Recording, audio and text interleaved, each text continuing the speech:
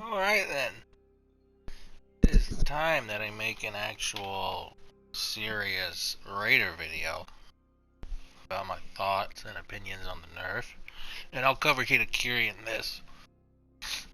Because, Hitokiri's is not that bad as people are making it out to be. And so are Raiders. But let's go over really quickly what they did to Raider. Stunning Tap was renamed to Storming Tap, and it no longer stuns, no longer pauses stamina generation, and no longer deals stamina damage. That's good because people could just spam it and keep you out of stam, and it would keep you in a constant loop.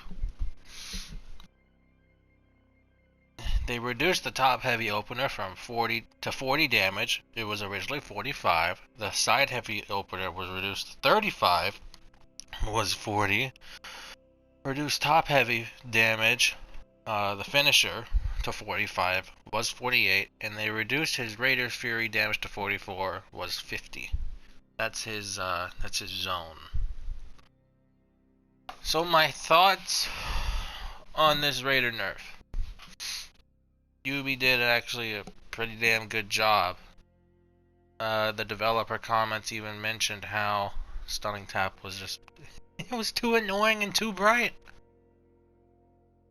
And I guarantee you what they saw was Freeze's video about turning down your graphics to make it not even stun. So they probably just said fuck it, and we're gonna remove the stun entirely. But there are people saying just block top with Raider. But here's the thing though. Most of these people, I assume, watch Freeze as well, and if you watch his Raider video, you'll see that he has hidden indicators, which makes his tax 400 milliseconds. Nearly impossible to react to for the average player.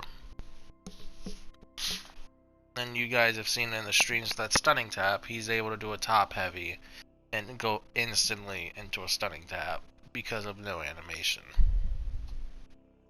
So this is good that it no longer blinds you to death, because as somebody who's played Mortal Kombat, every single one, that's been the most recent, 9, 10, and 11,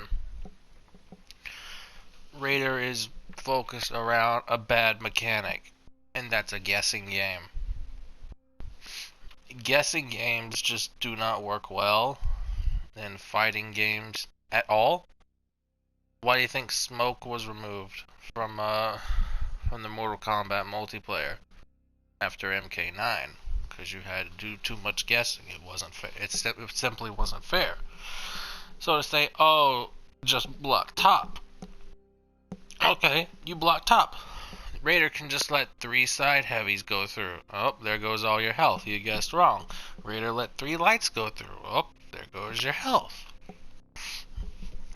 He lets 2 lights go and goes into a heavy. So like you think, okay, he's gonna let it go through. Wrong. Stunning tap. And then you gotta guess again. It's like, okay, is he gonna do another stunning tap over and over, or is he gonna throw a raw heavy, or a raw heavy into a GB, into a wall splat, into another stunning tap, and into a zone? That mechanic just does not work well. And as you can see in my reps here, somebody who's a Vanguard fan, Vanguards are meant to be easy. That's the point. They're meant to be easy, but we'll make a case for Tiandi. Tiandi's a whole different beast compared to all the other Vanguards. But then there's too easy, like Raider. Because remember when this rework first came out, he still had his dodge guard break,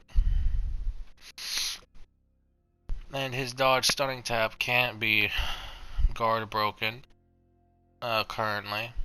So you have to block top if he dodges, but he can just dodge to get you to move up top, and then up there you go, he gets a free guard break, you're on the ground, there you go, that's a stunning tap right there into another mix up, or he can just throw his own. The problem is Raider was able to access everything too easily compared to the other Vanguards and compared to other heroes.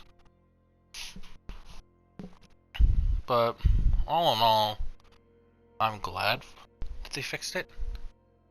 A lot of my friends like Sketch and Grizz, I've heard that they'll actually start picking up Raider again once this nerf goes live, because you actually have to use your brain now with them, which people don't like to use in For Honor at all, which is very shocking.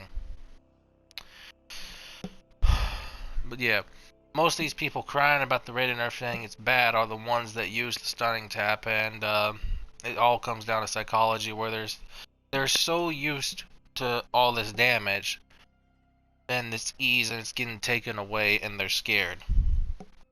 That's what they're afraid of. I don't know the correct name of it.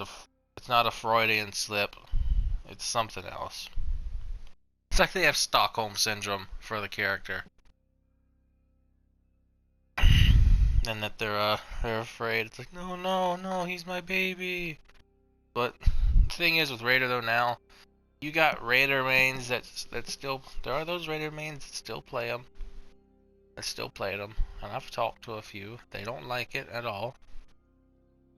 They feel cheesy playing him. One described it perfectly. He says it feels like playing Scent back in Season 2 when he first released. And not a lot of people know this about Scent back then. Scent was an absolute monster, and you were stuck in an infinite cutscene. And there was nothing you could do.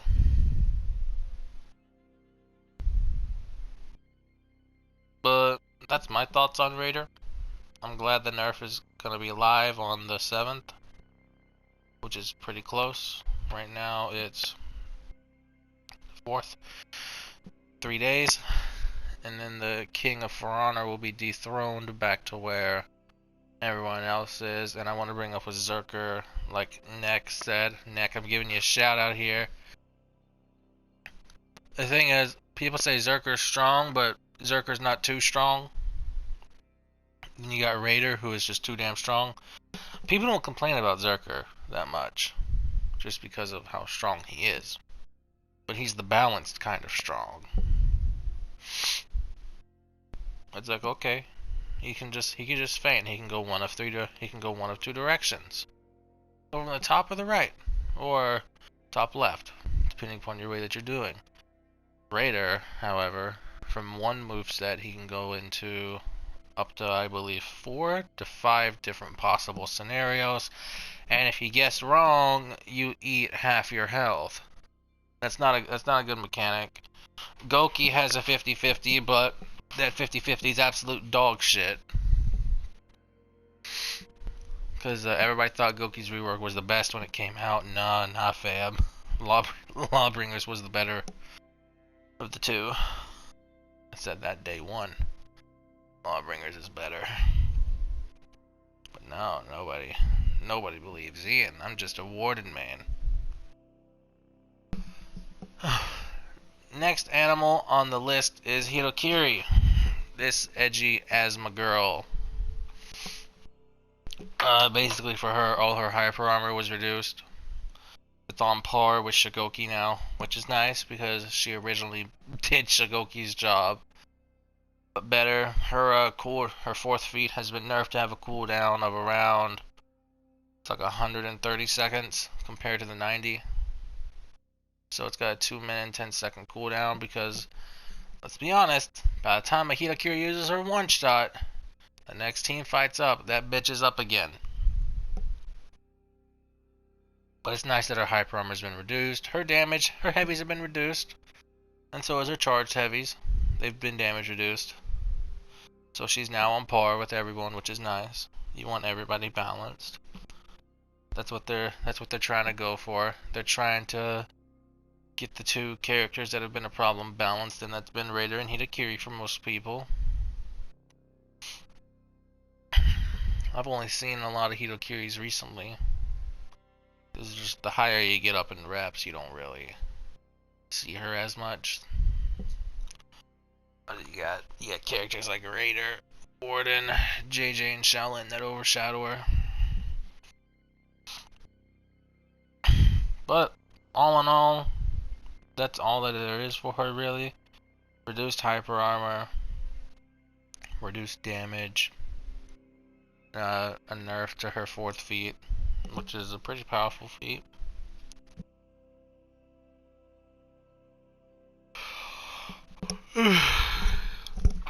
But the elephant in the room was finally addressed, and that was Raider. Ubisoft realized their mistake with Raider. They manned up with it, and it will overall be a healthier decision for the game. People are saying he's gonna be dead. No, he's not. Those people still spam the storming tap. They'll still spam it. But now there's actually a risk to spamming it. Because before there's essentially no risk on console. You could get stuck in an infinite blind loop. And on on a PS4 Pro, it was even brighter, and you couldn't even see a thing. Because here on console, you genuinely cannot see a damn thing with how bright it was here on console. But that's my thoughts on it, in my opinion. Overall, I'm glad he's being dethroned. It'll be healthier for the game, less annoying for people to deal with. And same thing for Hitokiri, she'll be less annoying. Might actually pick up Shigoki again. Maybe, if people don't roll away from me. Excuse me. But that's all I got. I appreciate y'all watching it this far. And excuse my voice if it sounds tired, because it is currently 8 in the morning. And I've been up since 6 o'clock in the morning. So, thank you all for watching. If y'all want to see more, subscribe again. And I'll be doing more Tiandi streams later on throughout the week, and mainly on the weekends when I am having more free time. Thank you all for watching.